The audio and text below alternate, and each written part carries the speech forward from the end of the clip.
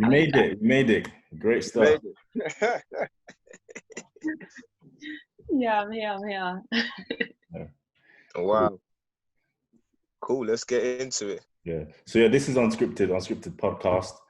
Unscripted, basically, just to tie in a nutshell, is a platform where we have real conversations, relatable ones about real topics, I guess, from culture to personal things. It's just a platform that is a bit different from most, where the main message is like authenticity. Obviously, you have your platforms for like comedy, and we still have fun while we do this stuff. Comedy, entertainment, gossip and whatnot. We still have our fun here, but the main kind of consensus is authenticity. It's very natural, hence the title itself. We obviously, yeah. So we obviously follow that order, with our episodes and our structure, but at the same time, we don't confine ourselves to just like doing things if I can say the usual kind of way, or just following kind of the status quo. So that's pretty much in a nutshell. So for those who are listening and watching, we have Miss Mosique Lavontelle today. Well done, you said it right. People struggle. Wow. What was his name? It's funny because what's your background? Sorry, you mind me asking? Like, as in country? Yeah. Oh, I'm from Jamaica and Dominica. Okay. Yeah, like predominantly. It's pretty complicated, but my parents are from Jamaica and Dominica. Predominantly. It's funny because I thought you might be a bit Asian. I don't know, you might get that, do you? Yeah, no, it's not far off. It's like my great nan is she's like mixed with like Indian and Chinese, and then my nan, her daughter, and then my mum's mum, she's from like 4 different countries, and then my mum. It's just so confusing, if I'm honest. So like, I just stick to where my parents are from. Even them, it's not straightforward because my dad, he's Jamaican and half Monstrasian. I don't even know if I said that correctly. But Montserrat, the country Montserrat, yeah. So he's from there. Yeah. And my mum is whatever my nan is, her mum, then 4 countries plus Dominica. Yeah. It's really confusing. So. Okay. And by the way, your father and your grand, I don't know if Shagan, you know. I was gonna get into this. So I feel like I've seen you before, like on like Link Up and stuff like that. Yeah, but I feel like when I first kind of came across you was during this whole like quarantine period, when I'd say you went viral, or should I say like your dad went viral, and then even your granddad as well. Boy, listen, if you haven't seen it, say that again. You have Twitter? Do I have Twitter? Very inactive right now. No, I thought you might have seen it on Twitter. That's why you say that, because there was a lot of retweets and stuff on Twitter, even more than Instagram, I think. Oh, so, serious? Yeah. It was crazy. Wow. Yeah, it's mad. The jeans, boy. No, for real though. Yeah, my family is something else. Like, honestly, such a blessing. But yeah, they're just very unique, I think. We've got a very unique family. I was stunned by your dad, and then I even saw your granddad as well, and I was like, boy, that's levels, man. I need to be sipping and eating what they're eating. That's why, they're not vegans by any chance. Huh? They're not vegans by any chance. No, far off. That's why I say that my granddad, that he wasn't my dad's dad. Then they would have been like, oh yeah, because your dad looks good, probably his dad looks good. And not that he doesn't, but I made it clear that it was actually my mum's dad that we were talking to. So it's both sides. Yeah. Yeah. Oh, cool. Those Jamie Foxx jeans there. Yeah. Yeah. That's it. That was actually really accurate. That guy's looking 30 and he's 50 plus. I don't know how that's possible. It's not even Jamie Foxx, man. Pharrell is the person you're meant to be mentioning, man. Oh, yeah. Pharrell, he don't age. Drinking from the fountain of youth. He don't age at all.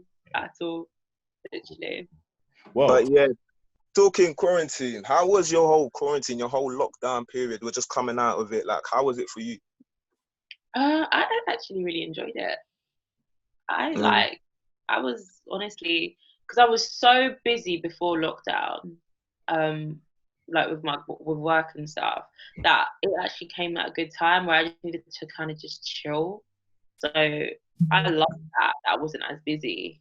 And then do you know what? It made me like that. It helped me like spark new ideas, and even the situation with me and my dad that was out of lockdown. Like, obviously we had a good relationship, but we wasn't active online together until lockdown. Like literally before that lockdown, no one would have really seen my dad online really. It literally just started with a TikTok dance we did, and then from there we continued it because people actually adored it and literally dying for it. So yeah, no, I really enjoyed lockdown, and I'm actually a little bit sad that it's coming to an end now. I actually like kind of miss it in a weird way. I'm not gonna lie, I kind of do miss it, just like just being able to like not live without no responsibilities, but just knowing that next day I'm just gonna still be at home, and like I've just got time on my hands and I could just do what I want to do. It was kind of just like a breath of fresh air, if you get what I'm saying. Yeah, and everyone's in the same position. That's what was nice, because it was like it's not like you're just doing it by yourself. Everyone's just doing, like, they're just stationary at the same time. So it was nice. But at the same time, we need to get back to normality, and like businesses are like suffering, and you know, people need to just get a social life again. And I feel like everyone's so happy right now. Like since the last week or two, I feel like people are now really going out because they're realizing, like it's like stepping stones. Like, who's gonna do it first? Who's gonna go do this first? Who's gonna go to the part? You know what I mean? Like, people are like, who's gonna do it first? And then when you do it, I'll join you after, because I just want to let you test the waters first. Yeah.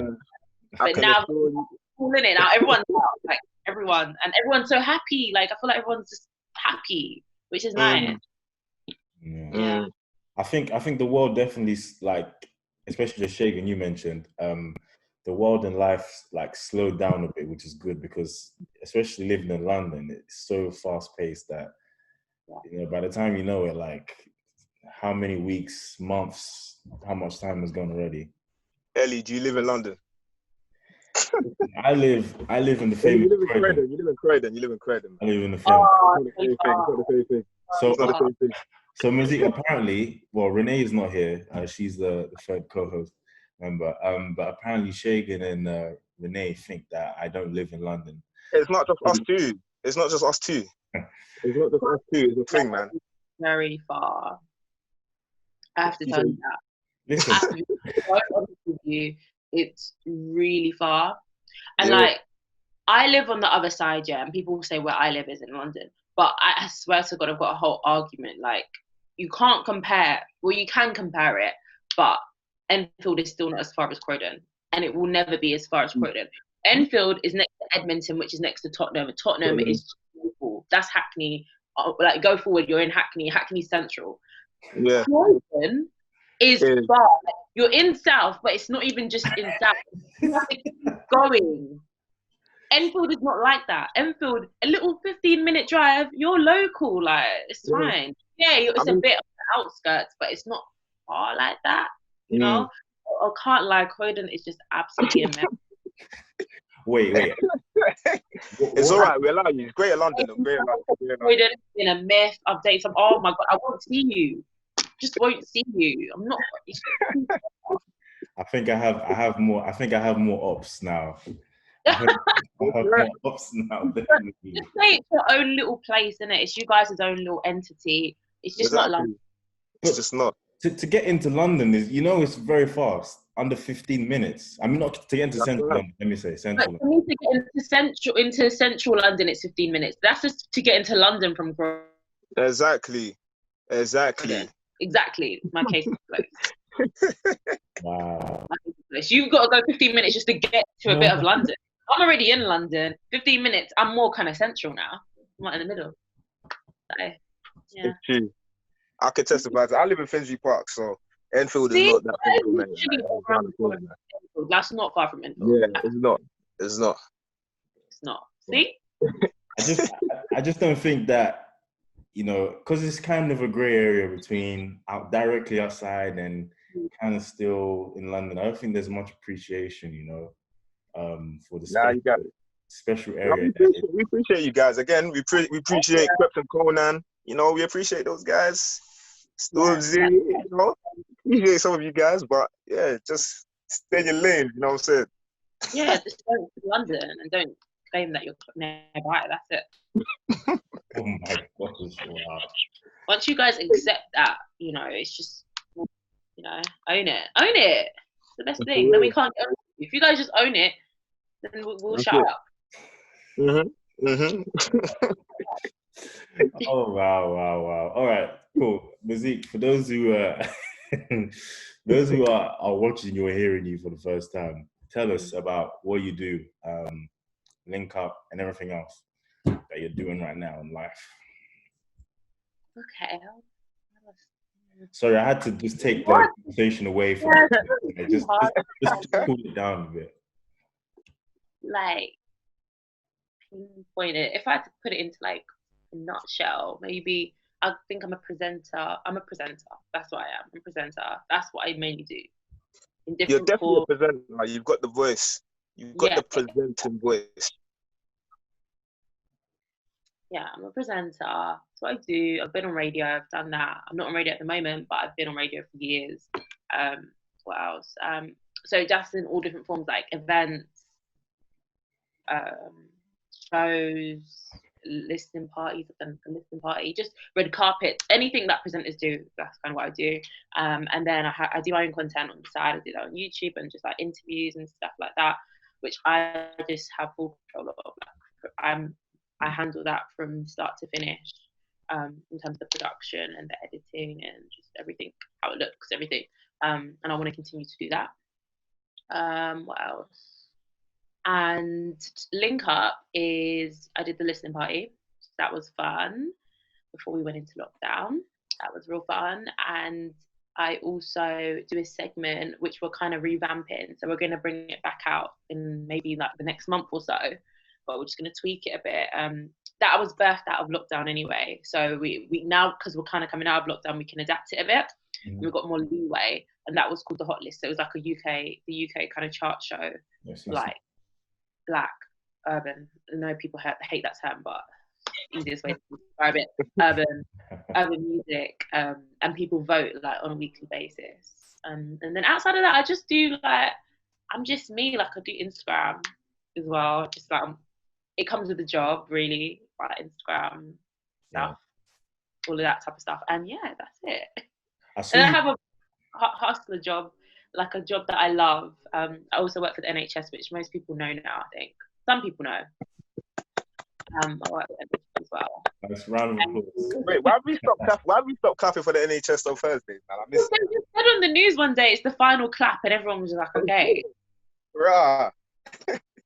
So, man, I don't even know what the point of all of that was. It was cute though. It was cute, but yeah, I do that, and that's just like I've just had that job for a while, and I just don't really. I'm not ready to leave it yet until like because I actually enjoy it, and yeah, it's nice, a nice job to have. Yeah, I mean, well, speaking about the government and as you said, the final clap, they're just. I want to see more than claps for the NHS. Let me just say that. 100%. Oh my god. 100%. Honestly.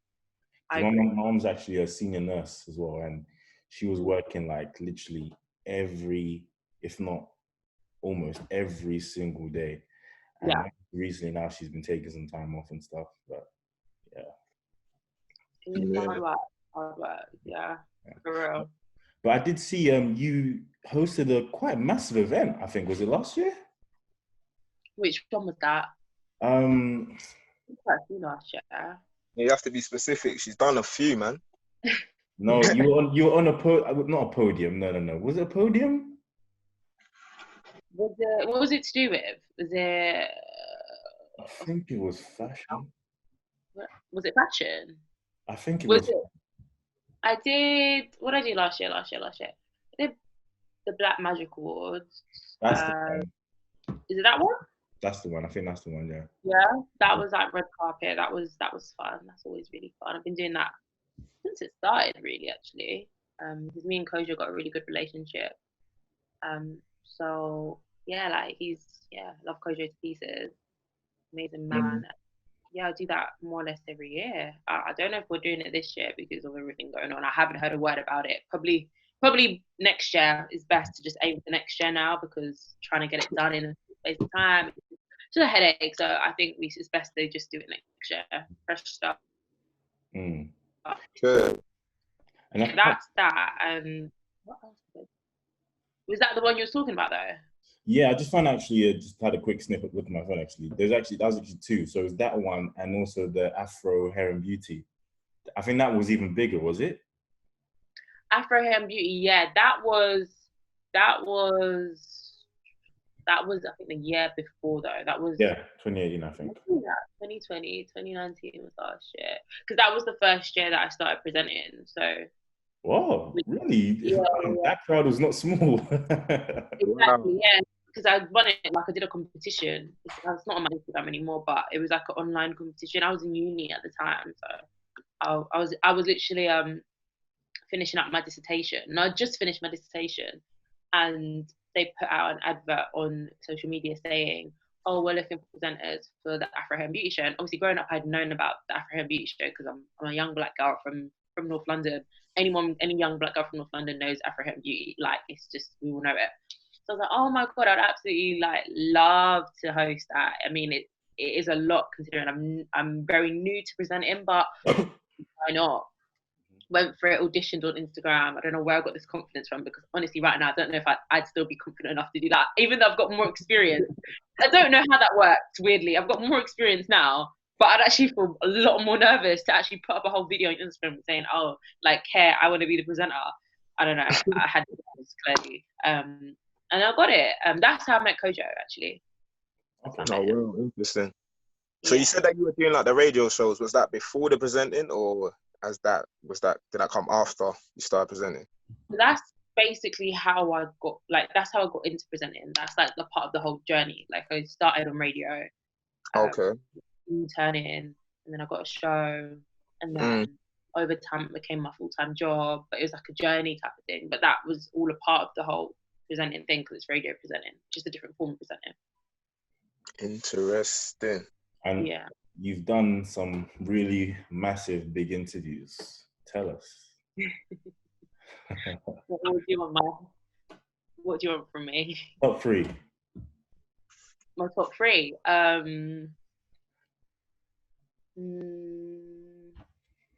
Definitely Daniel Kaluuya and Jodie Smith. Big. Sorry, did you say Jaden Smith? Nah, not Jodie. Okay.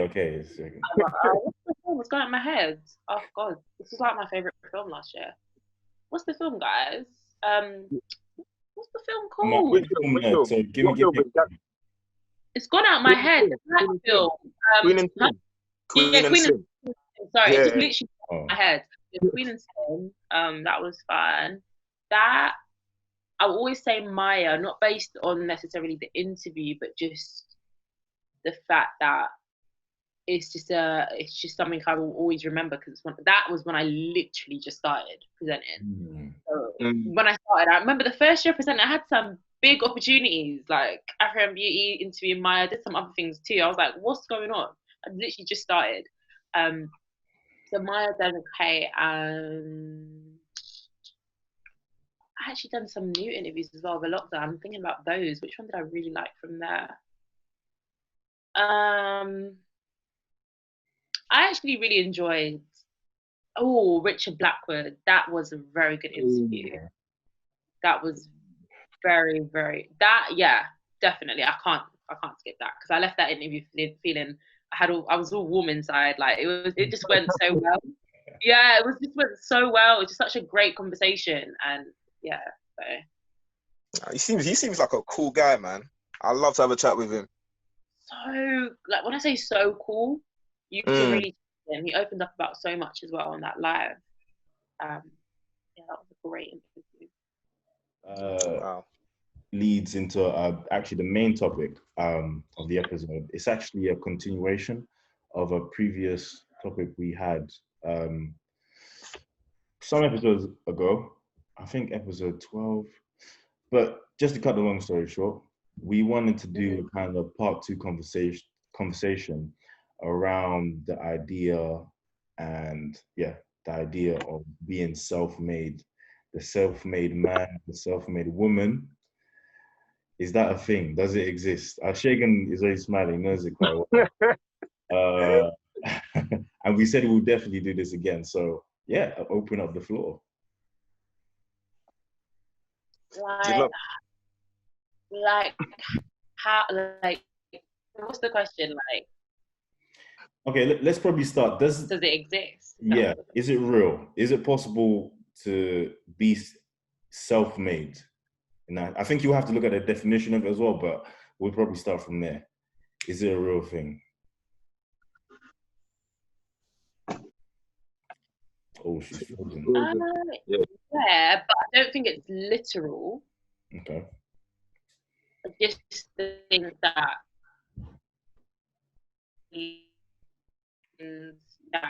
you've basically used your initiative and I guess done it off your own back, but I just feel like along the way you're gonna have some sort of, whether it's advice, help, funding, whatever it is, from someone, something, even if it's nothing big, there's gonna be some sort of contribution, because I don't think one person can just build a whole empire by themselves. That's impossible. It's impossible. It's not even putting anyone down. It's just impossible because there's power in numbers, and you need more people for things. And like, no one person is good at everything, so it wouldn't even be smart to do that. It wouldn't be smart if you want to build an empire for you to just say it's just going to be me. You're not good at everything. Everyone's got weaknesses and everyone's got strengths. So you'll be smarter actually to hire someone that's better at what you're weak at, and have help eventually. But maybe when you start it, maybe the initial groundwork is just all you, and then you kind of then expand, build a team. Yeah, I just don't think it's literal. That's what I think. I don't think it's a literal thing. And if it is used, it just means that the person, let's say 70% of the empire, whatever it is, or the business is by that person. I don't think it can ever be 100%. Yeah. I know Shagan wants to get to say his piece. Go ahead, man. Do you know what? Yeah, I just feel like there are some people that actually do take this self-made thing as a literal thing. There's a lot of rappers, a lot of guys that I know as well that like to call themselves self-made. But for me, I personally feel like that's a very immature statement. I mean, I remember I used to call myself self-made Shegs. I don't know if anyone watching will probably remember this. A couple of years back, shop. I remember it. Yeah, me and Shagan went to school together, so I know this guy quite well. But yeah, yeah, I've come a long way from that. But yeah, growing up and do you know what? There's quite a few things that I did do by myself, and let me rephrase this actually. Let me not say I did by myself. There's quite a few things that I thought I was doing by myself. I thought I was making money for myself because my parents, obviously, I'm from a Nigerian background, and it's not as easy to go to a Nigerian parents and ask them, oh yeah, let me get £90 to go and buy these Air Max 90s. It's not gonna happen like that. So I was trying to kind of go and find my own means of making money, and doing that, I was thinking, okay, yeah, I'm making money for myself, so yeah, I must be self-made. I must be making things happen. I'm making moves for myself. But growing up and now coming to an age where, like, I've seen a bit more of the world, I don't feel like you can ever be self-made, because there's always somebody or there's always someone or something that has aided you in your journey. So for you to kind of come and now say that, yes, I did this by myself, and you're even bragging about that, I feel like that's a very ignorant and a very wild statement to say. That's basically what I'm saying too. Yeah, I agree with that. I do. Because it's something, whether it's someone helped you with your mindset, or something, someone gave you even advice. That means that wasn't you, that was someone else. No one person can build a whole empire. It's absolutely impossible. You can't do it alone, just by yourself.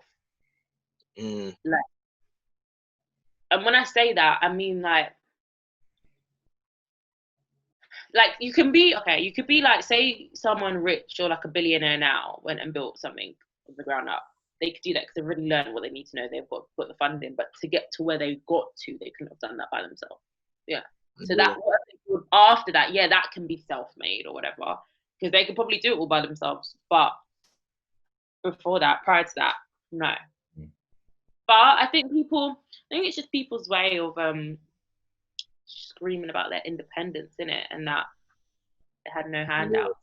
But it's not bad to have handouts. Like if someone wants to help you, why would you say no? Don't get it.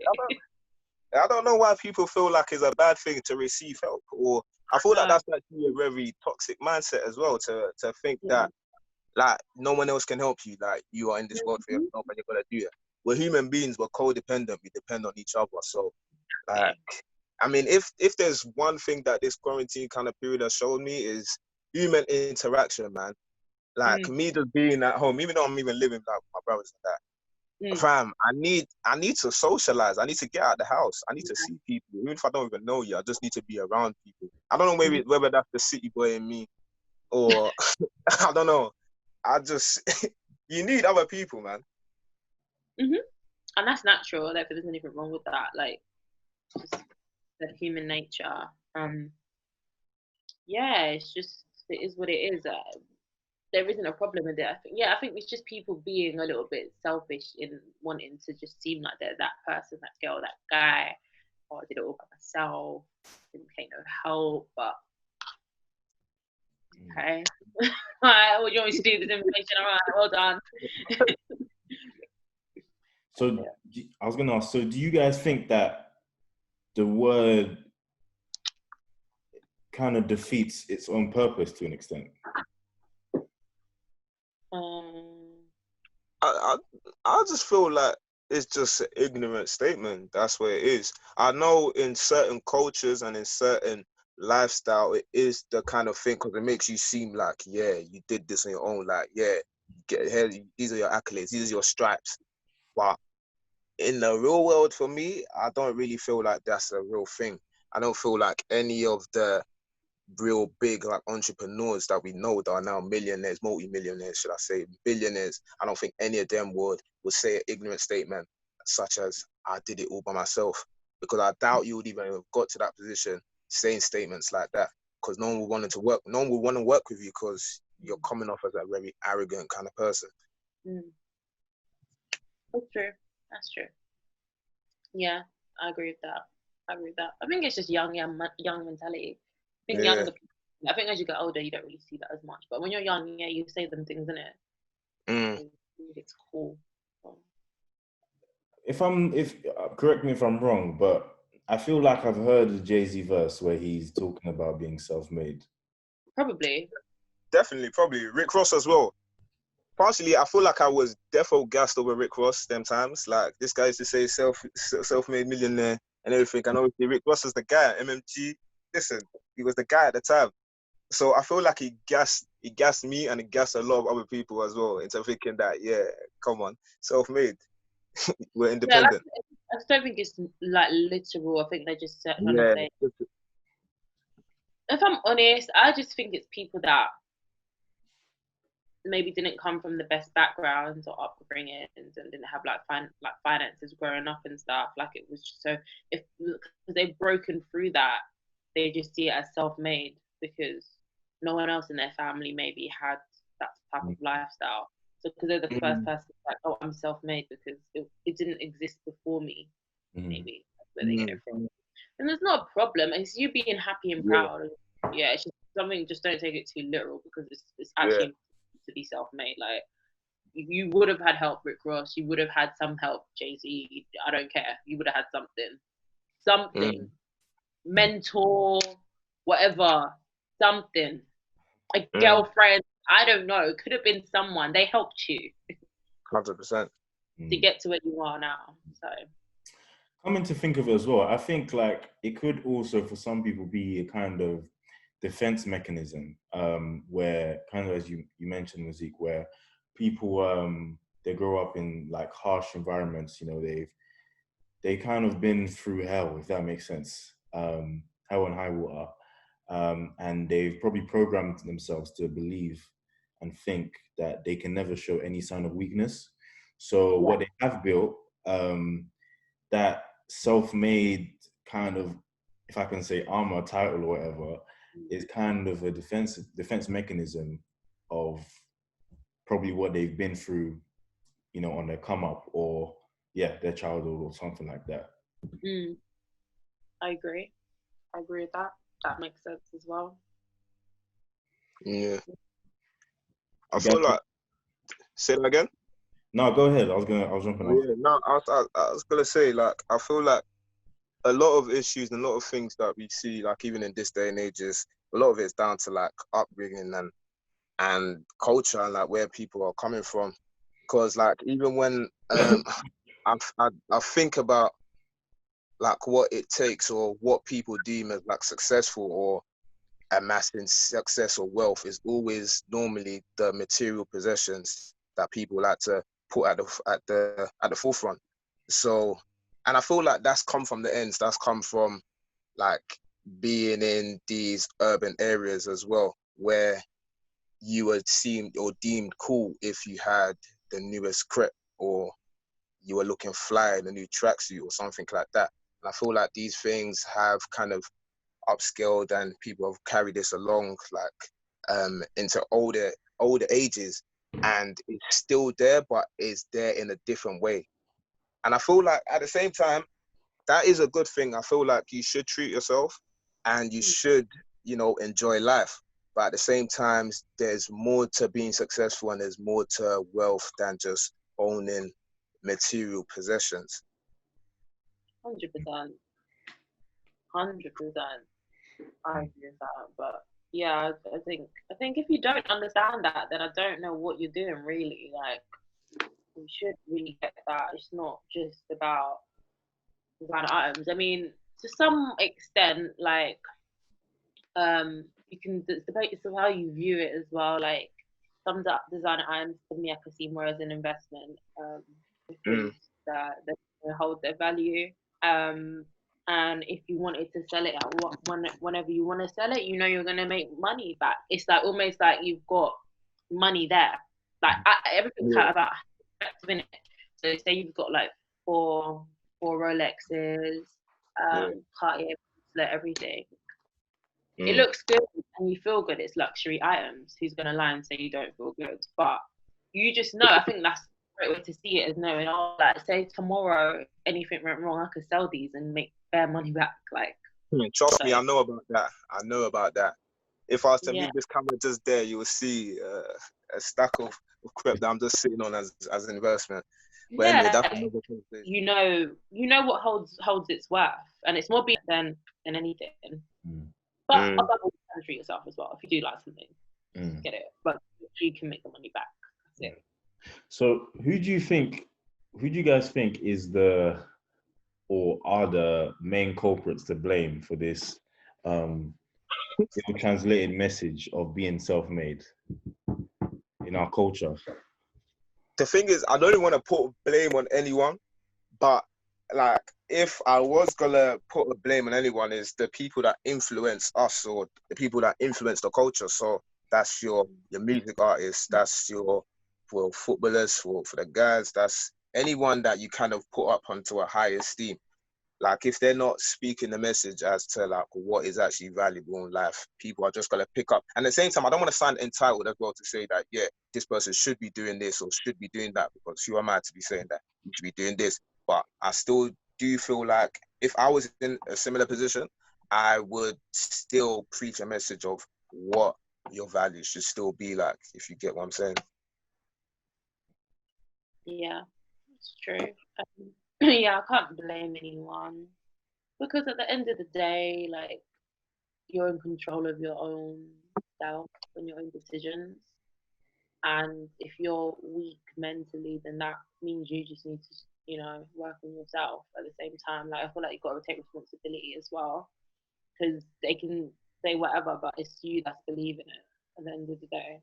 So obviously the influence to people that are like highly impressionable, like when you're younger, I think, well, yeah, when you're in secondary school, probably that's like the foundation for all of this, like the way we think right now. It's definitely going to be like the artists and the rappers and stuff, 100%. But even them, a lot of them were young when they said this stuff. So, like, imagine being famous from such a young age and what that does to you. Got to think about so many things, and that's the thing with me. I'm someone that sees things from all angles. Like literally, I can see things from every perspective. So that's why I'm not quick to judge people or like, because I'm so open-minded with everything. So I can understand different people's mindsets and stuff like really easily. But you can't understand that Croydon is in London. Because relax to that one. Really, like ended my case with that. I've given you evidence that jury's on my side. Wow. Yeah, but yeah, going back to what you said though, I think I also wouldn't put any blame on a particular group or person, but I do think that in our culture there should be like some shared accountability and responsibility of what we're putting out there and we're feeding, especially like to the younger generation, because especially our culture, our London culture, where there are kids maybe not growing up in the best of environments, they don't always have the best examples to look at. And normally when you're in like a place of need and you're young and growing up, you know, your mind is like a sponge kind of absorbing different kind of information. You'll tend to go with what most people go with, what looks the best, if that makes sense. And I think for those putting out that kind of message, again, like Shagan, I don't want to, as he said, I don't want to sound entitled like everyone should do this, they should do that. But I feel like if you know yourself that being self-made is not this, or this is not everything in life, then at least maybe convey that at the same time. Because if someone asks you, I've been following you, this is all you've been talking about, this is all that's been in your content, your music, whatever, and Nathan Ryan said, well, I never told you to follow this life or follow this path, or I never really said that directly, or I don't necessarily live like that or see life that way, then it's kind of a contradiction at the same time. So I just think there needs to be that kind of shared responsibility and accountability, starting from in our own like communities and stuff like that. Yeah, true. I think people are like with rap, especially being like an artist and like being like an entertainer, like it's the lifestyle, like so lifestyle sells, in it. So they're doing what sells. So they're kind of doing what, because then they can flip it back to us easily and say, all right, well, you want me to be a bit more transparent and tell you how the rally is, but that's not what sells. When I put out this out, because then they can flip up and I'm talking about if you want me to be a bit more about talking about this, you guys love it. You play it in the clubs, I make a million of it. So, you know, you want me to do that, I love it. But really and truly, I don't feel like no one really cares enough because no one invests into it. Because then they can flip it. All right, truly, I don't want me to be a bit like no one really cares enough. Get it. Some people are just really ignorant, but then I can get why a rapper or an artist would say, yeah, but what sells? Like, I'm sure Nicki said that at one point. I can't remember, but someone said it. They were like, you guys love it. Playing the club. I rap about this, but that's the stuff that pops. That's the stuff that everyone loves. So there's two sides to it. You love the good stuff, buying to it, and maybe they'll put out the good stuff.